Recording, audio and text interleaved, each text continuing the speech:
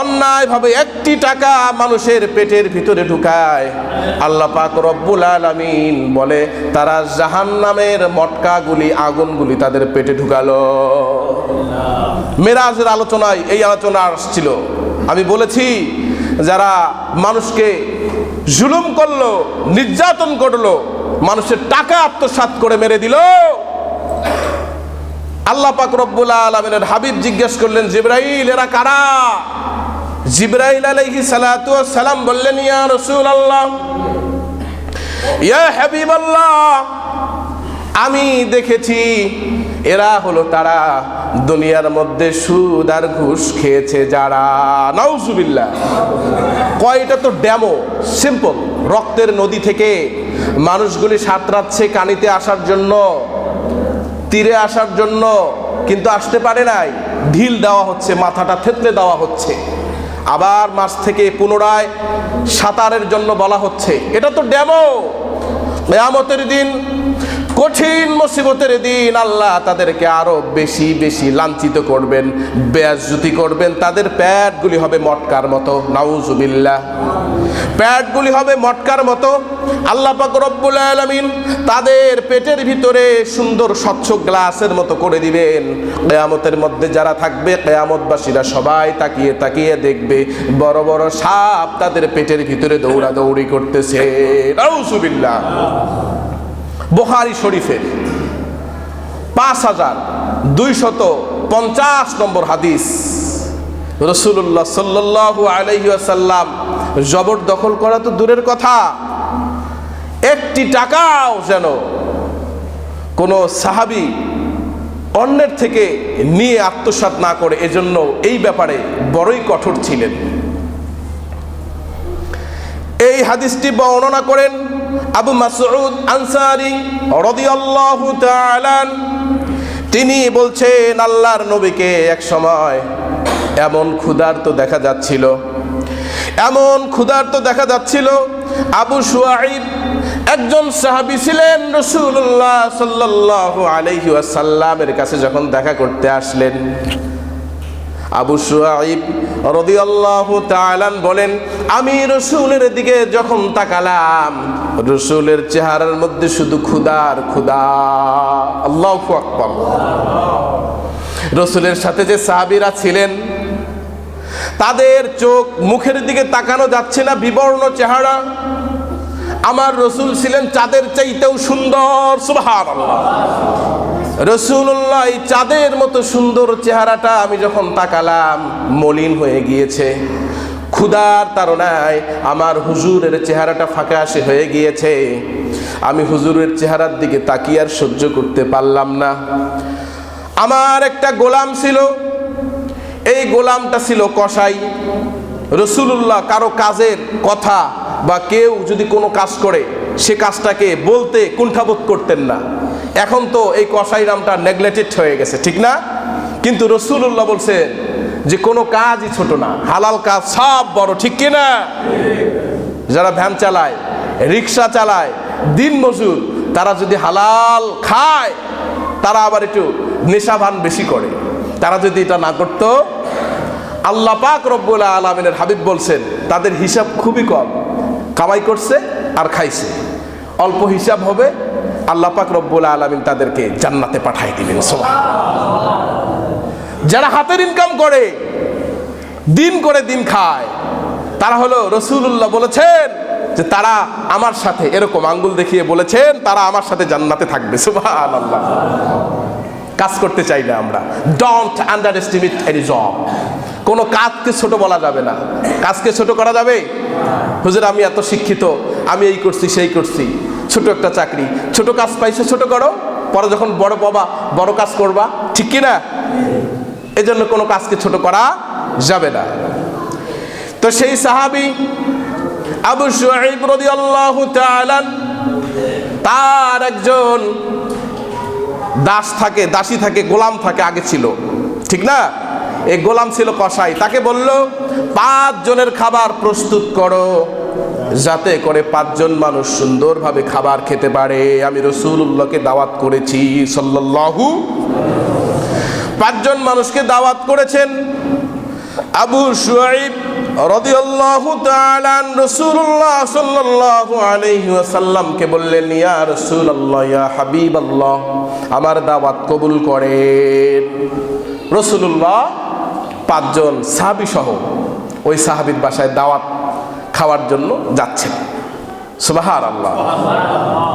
ইতিমধ্যে এক বিদেশি সাহাবী, বৃদ্ধ, তার দিকে কেউ নজর করছে না, কয়েকদিন থেকে না খাওয়া, সেও রাসূলুল্লাহ সাল্লাল্লাহু আলাইহি ওয়াসাল্লামের পিছে পিছে চলে গেছেন। দাওয়াতের কথা শুনছে, পারির তৃষ্ণায় ক্ষুধার যন্ত্রণা সহ্য করতে না পেরে রাসূলুল্লাহর পিছে পিছে চলে গেছে। আল্লাহু আকবার।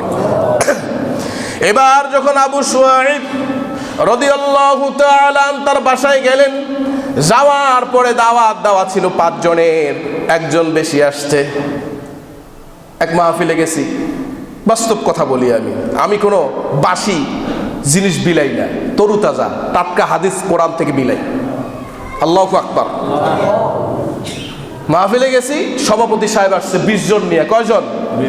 20 জন। টাকা দিছে 20,000। এটা হলো 20 জন মানুষ বাইরে খাওয়াইলে তো 20,000 টাকার প্রয়োজন, ঠিক না? আর এক জায়গায় গেছি, 40 জন মানুষ নিয়ে আসছে, 50,000 টাকা দিছে। তা আমি জিজ্ঞেস করলাম একজনকে, এতগুলো মানুষ কেন, এত মোটরসাইকেল, এত গাড়ি? বলতেছে, হুজুর উসুল করা লাগবে না। আমি বললাম, আল্লাহকে দেওয়ার জন্য, খুশি করার জন্য দিছেন, এতে আবার উসুল করার কি আছে ভাই? আমরা যদি দান করি, যদি দেই, কাউকে যদি সাহায্য করি, কার জন্য করব? দেখার জন্য করা যাবে না। তো কি লাভ হইলো? পরে বক্তারা আমরা মোটামুটি খাবারই পাই নাই, এমন অবস্থা। এটা করা যাবে না, যাবে না। দেখেন রাসূলুল্লাহ কি শিক্ষা দিচ্ছেন। মনোযোগ আছে আপনাদের? আছে মনোযোগ? একটা তাকবীর দেন তো, আল্লাহু আকবার। আল্লাহ কবুল করেন আমাদের, বলি আমিন। রাসূলুল্লাহ সাল্লাল্লাহু আলাইহি ওয়াসাল্লামের সাথে এক সাহাবী গেলেন। এই সাহাবী যখন পিছন পিছন চলে গেলেন, যাওয়ার পরে রাসূলুল্লাহ বললেন, তুমি আমার সাথে আসছো, কিন্তু তোমাকে তো দাওয়াত দেওয়া হয় নাই। আমি বিশ্ব নবী, তোমাকে এক লোকমা খাবারের অর্ডার দিতে পারি না। আল্লাহু আকবার।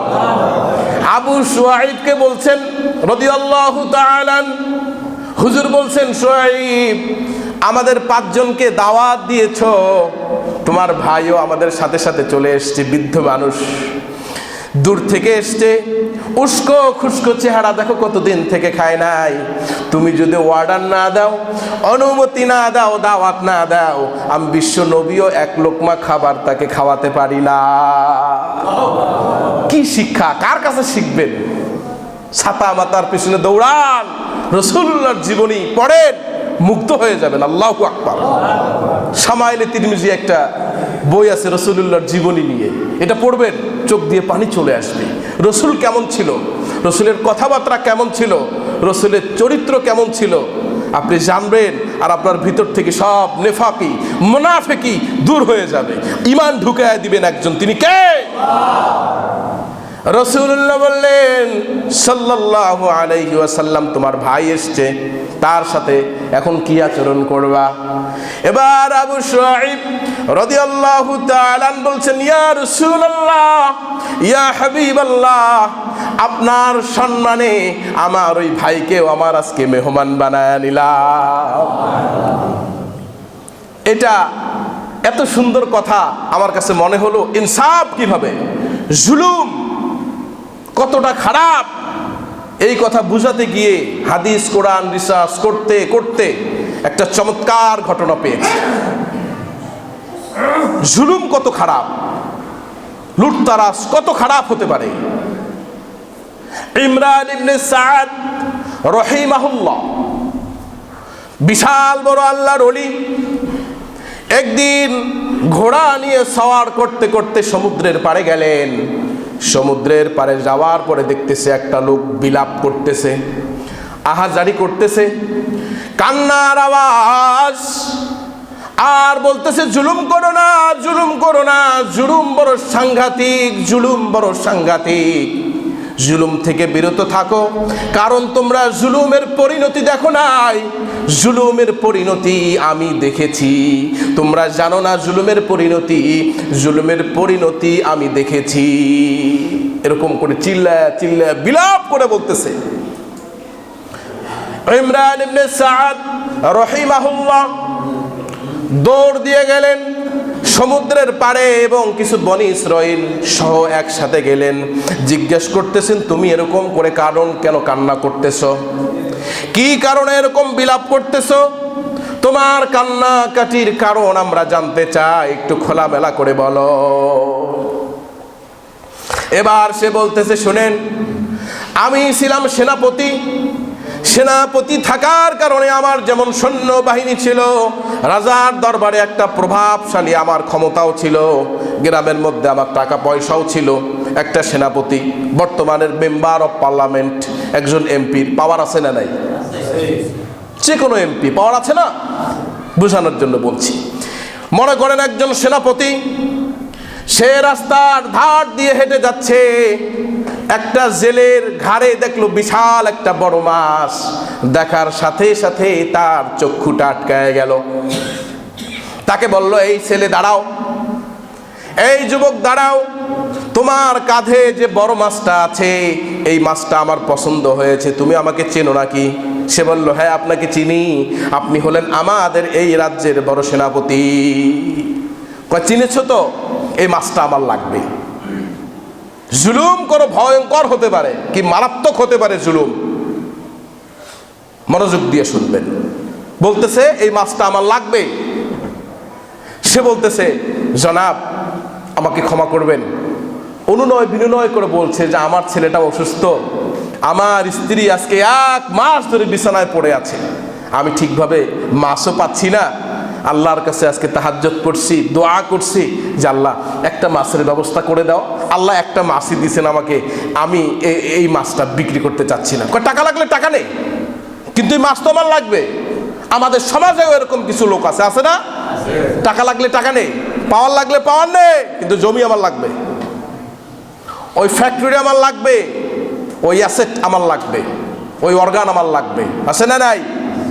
জুলুম, খবরদার আমার ভাইয়েরা, জুলুম থেকে বিরত থাকেন।